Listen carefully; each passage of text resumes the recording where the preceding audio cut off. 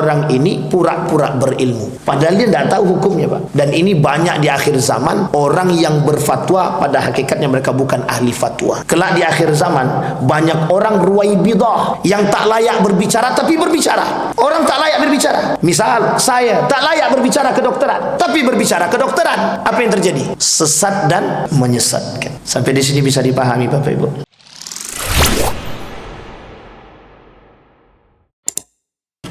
Nabi berkata dalam hadisnya, dari hadis yang sangat populer di tengah kalangan umat muslim, man salaka tariqan yaltamisu fihi ilma sahhalallahu lahu tariqan ilal jannah.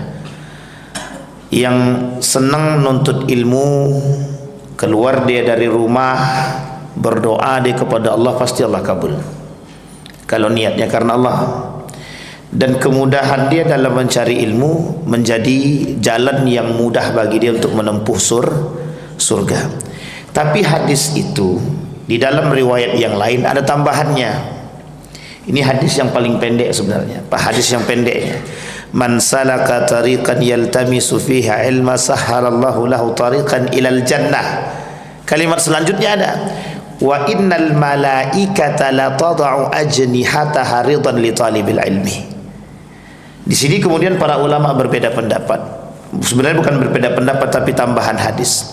Sesungguhnya malaikat itu sedang berada di atas dan mereka mengepakkan sayapnya, memberikan naungan kepada mereka yang menuntut ilmu. Makna ini oleh para ulama hadis ada dua. Kalau yang keluar dari rumah dia niat pergi sholat subuh, setelah sholat subuh dia niat i'tikaf, sekaligus dia niat untuk menuntut ilmu. Ketika dia keluar dari rumah tadi dia berdoa kepada Allah, diaminkan oleh malaikat, dikabulkan oleh Allah. Itu pertama. Tapi ada yang kedua, ada. Apa yang kedua? Yang kedua itu malaikat yang doakan, ya Allah, si fulan itu berangkat ke masjid karena Engkau dan dia nuntut ilmu karena dirimu ya Allah, maka penuhi segala hajatmu. Kata Allah, kabul insyaallah. Ini maknanya wa innal malaikata la tad'u ajnihataha ridan li talibil ilmi. Ternyata hadis ini belum sampai di situ. Wa innal anbiya la yarithu dinaran wala dirham walakin yarithul ilma. Kata Nabi, para ulama itu, para anbiya, nabi-nabi itu tidak mewariskan harta kepada para ulama, tapi yang diwariskan kepada mereka adalah ilmu. Tapi kalimat ilmu di sini, mewariskan ilmu di sini, itu juga ada makna yang serius. Apa makna yang serius? Yang diwariskan adalah ilmu yang bermanfaat, ilmu yang berdasarkan iman, ilmu yang berdasarkan akhlak kepada manusia. Sehingga bukan sembarangan ilmu. Dan ilmu ini oleh para ulama dibagi dua.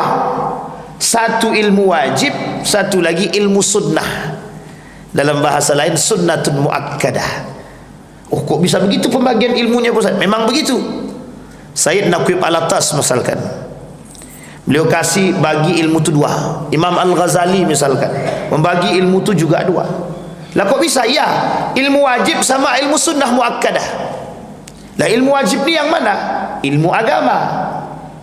Ilmu sunnah yang mana? Selain daripada ilmu agama, baik fisikanya, kimianya, biologinya, IPA, IPS-nya, dan ekonominya, tekniknya, kedokterannya, dan lain sebagainya. Itu sunnatun muakkadah. Loh, kok sunnah muakkadah maksudnya apa? Atau kata para ulama, fardu kifayah. Wajib, tapi kalau sudah banyak tak jadi wajib. Misal satu kampung tidak ada dokternya, maka hukum menuntut ilmu kedokteran bagi satu kampung tadi wajib. Salah satu di antaranya wajib, terserah siapapun. Tapi kalau sudah ada dokternya, menuntut ilmu kedokteran kemudian itu tak wajib lagi. Ini bahasa para ulama. Tapi ilmu agama tidak begitu.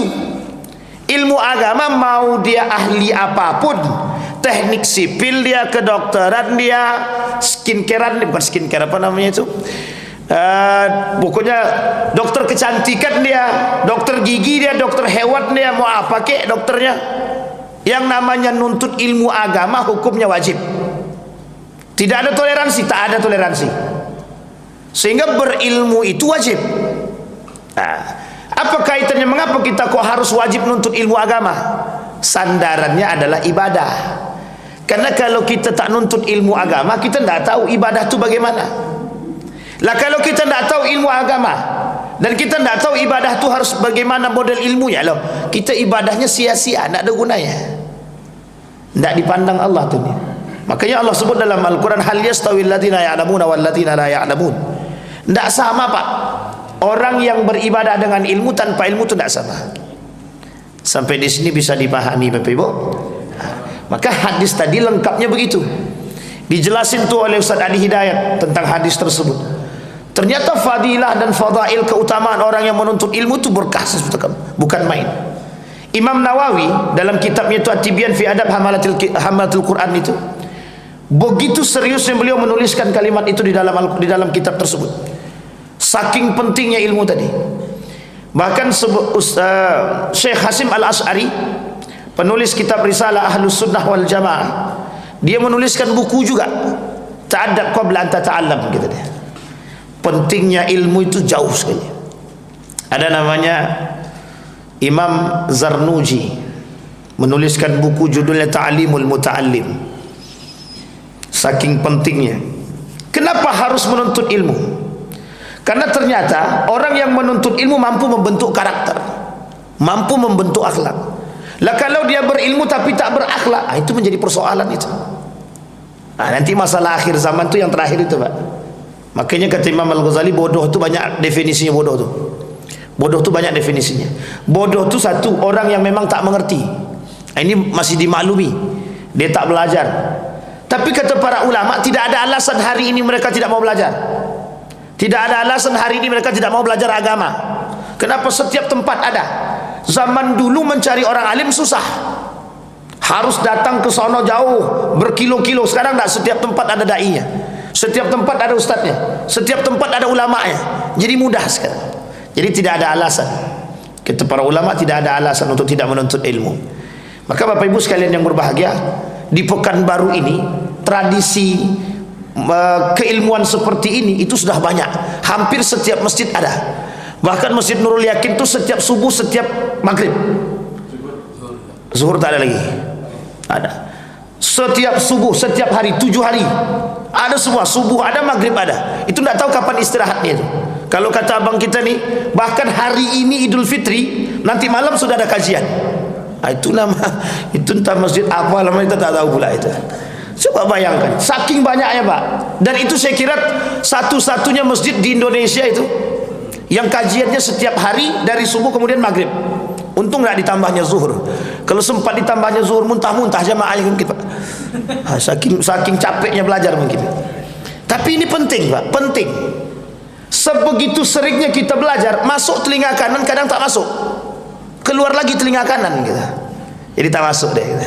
Nah Bapak Ibu sekalian yang berbahagia, setiap keilmuan dalam agama tersebut ada bidangnya masing-masing. Dan para ulama membagi bidang-bidang tersebut. Ada yang fikih, kemudian ada yang tentang tauhid, ada yang hadis, ada yang Quran, ada yang bidang ini, ada yang bidang sirah, ada sejarah dan lain sebagainya. Setiap itu ada bidangnya masing-masing. Tapi di dalam persoalan hadis itu disampaikan oleh Nabi. Jadi Nabi berbicara tentang semua keilmuan itu dirangkum oleh para ulama. Sahih Bukhari dalam kitabnya Sahih Bukhari, Imam Muslim dalam kitabnya Imam Muslim Sahih Muslim, Sunan Ad-Darimi, Sunan Abi Daud, Ibnu Majah, Musnad Imam Ahmad. Mereka tuliskan Pak. Termasuk salah satunya adalah Sunan Abi Daud. Di dalam pembahasan kitab Sunan Abi Daud itu banyak persoalannya. Ada persoalan jinayat, ada persoalan pernikahan, ada persoalan waris. Ini termasuk ilmu waris. Ini ilmu yang dilupakan oleh umat muslim, namanya ilmu mawaris. Ilmu waris ini wajib dipelajari dalam setiap keluarga. Itu satu orang minimal harus ada ahli daripada waris. Karena kalau tidak ada ahli waris dalam satu rumah tangga, dipastikan dalam rumah tangga itu ketika pembagian warisnya terjadi miskomunikasi. Coba bayangkan. Jadi tidak main-main. Makanya kata para ulama, kata Syekh Naqib Al-Tasri, menuntut ilmu agama itu wajib. Menuntut ilmu agama wajib. Tapi uniknya, kata Nabi dalam riwayatnya, dalam hadisnya, kelak di akhir zaman itu, kata Nabi, la taqumus sa'ah, tidak akan terjadi hari kiamat, kata Nabi, hatta yasbutul jahlu bainan nas, sampai tersisa orang-orang jahil di antara umat muslim. Ini yang dimaksud oleh Imam Al-Ghazali dalam kitabnya Ihya Ulumuddin. Orang bodoh itu terbagi. Satu, orang yang tidak belajar. Yang kedua, orang yang tahu tapi tidak beriman. Yang ketiga, orang yang pura-pura tahu. Dia tak tahu tapi pura-pura tahu. Yang paling berbahaya yang paling terakhir itu. Nomor 2 juga berbahaya, tapi yang paling berbahaya lagi yang terakhir.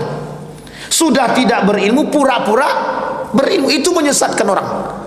Nah, di sini Bapak Ibu, pentingnya ilmu itu di situ letaknya.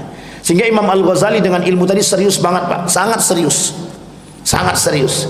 Para ulama itu memperhatikan tentang ilmu ini sangat serius. Sehingga kalau dulu, Pak, tradisi belajar tuh kayak gini, itu enak. Kalau sekarang tradisi belajar ini ya lumayan lah daripada tidak sama sekali. Karena kalau kita kaji tentang tradisi umat muslim zaman dahulu tentang belajar itu, halakotnya ya kayak gini, Pak. Cuman tidak ada kursi, tidak pakai meja, duduk di lantai, kemudian pakai ya seperti biasa halakah. Nabi nyandar di pohon kurmanya.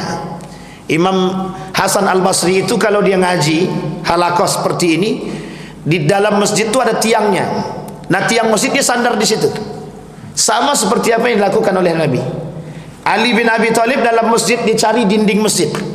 Di mana dinding masjid? Dia nyandar di situ. Dia punya jamaah, dia ngaji di situ. Begitulah seperti yang dilakukan hari ini. Nah, Bapak Ibu sekalian yang berbahagia, yang ingin kita bahas di subuh hari ini, karena saya lihat para asatidnya sudah banyak, kita coba kaji tentang sesuatu yang paling unik di muka bumi ini. Karena Bapak Ibu sekalian yang berbahagia, ada awal ada akhir. Ada awal pasti ada akhir. Apa maksudnya? Ketika bumi ini diciptakan oleh Allah, mesti Allah juga akan menciptakan akhirnya. Sama, Pak. Ketika manusia dihidupkan oleh Allah, mesti ada masa matinya. Tapi yang uniknya adalah kita tidak kaji matinya, Pak. Yang kita kaji akhir zamannya, Pak. Karena kelak apa yang dikatakan oleh Nabi dalam hadisnya, dari sekian banyak hadis, itu semuanya pasti terbukti. Pasti terbukti. Tidak ada yang tidak terbukti, Pak.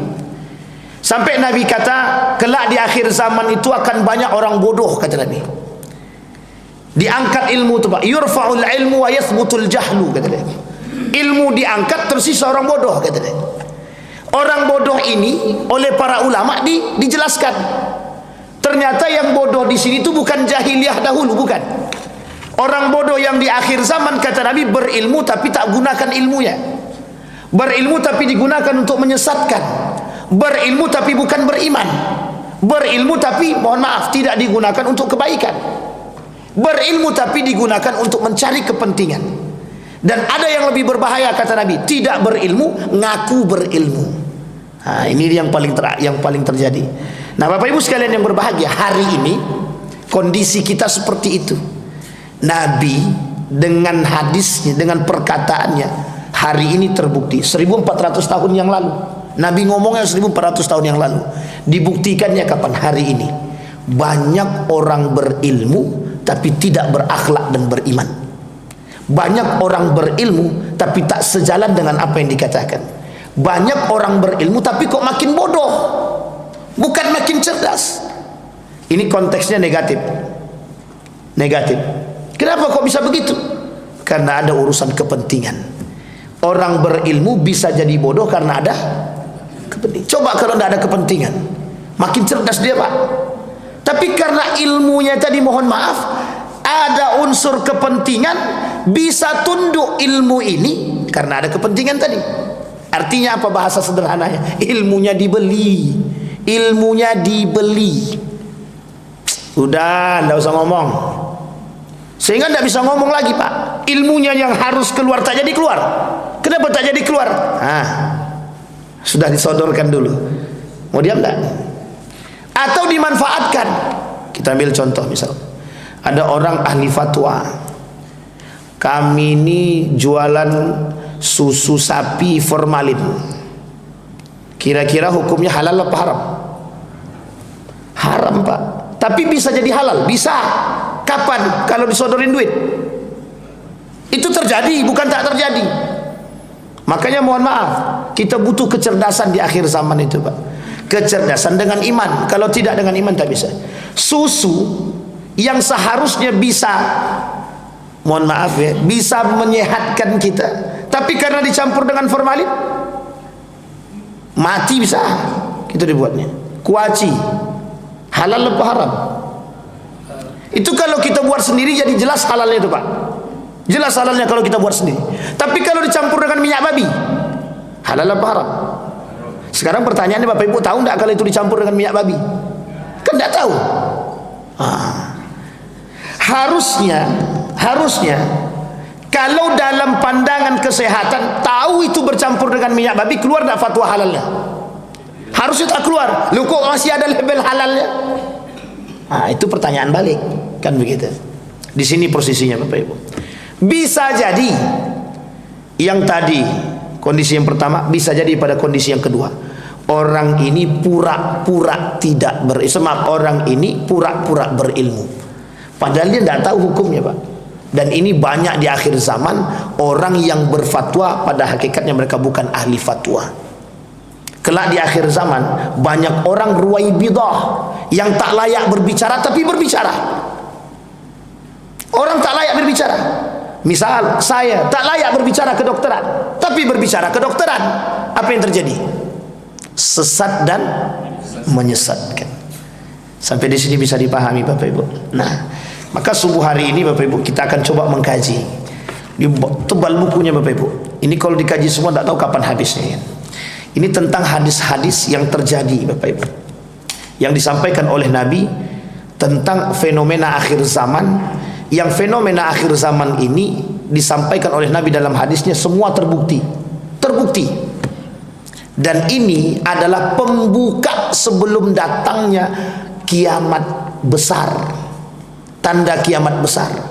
Tanda kiamat besar Bapak Ibu itu ada 10. Ini 5 ada 10. Ada 10. Dan hadisnya sahih. Satu diantaranya Dajjal, Ya'jud wa Ma'jud, kan begitu. Gempa bumi yang besar sampai nanti akhirnya Pak. Akhirnya itu adalah kita semua dimatikan. Nanti lampu mati, tidak ada HP Pak. 40 hari itu mati semua. Stres manusia itu Pak. Bapak Ibu akan lihat manusia stres. Tidak usah besok lagi, sekarang dah banyak stres itu. Coba kalau tidak ada internet itu tidak ada. Ini abang-abang yang di depan ini khusus ini Bu. Kalau tidak ada internet, saya yakin tidak jadi dia ngupload video ini Bapak Ibu. Pasti itu Pak. Itu banyak yang stres, apalagi anak muda sekarang ini. Kalau tidak ada internet, tak bisa menghubungi pacarnya Pak. Itu Ramadan tuh, Ramadan aja masih stres dia. Coba bayangkan, kita semua hari ini disetir oleh siapa? Disetir oleh gadget begini Pak. Oleh seperti ini, kita disetir. Kita yang tunduk kepada dia, bukan dia yang tunduk kepada kita lagi. Kalau tak ada HP kita stres. Anak mana hari ini yang tidak ada HP, yang tidak stres dia? Tenang hidupnya, senang hati aku tak pakai HP. Carilah, kalaupun ada 1000, satu di antara 1000 itu Pak. Mesti cuma satu orang di antara sekian 1000 itu. Kenapa dia disetir Pak? Ini kehidupan kita hari ini. Jadi kita ini sekarang ini sudah posisinya sudah agak kurang aman sedikit. Makanya kita cari keamanan berpegang teguh dengan tauhid tadi.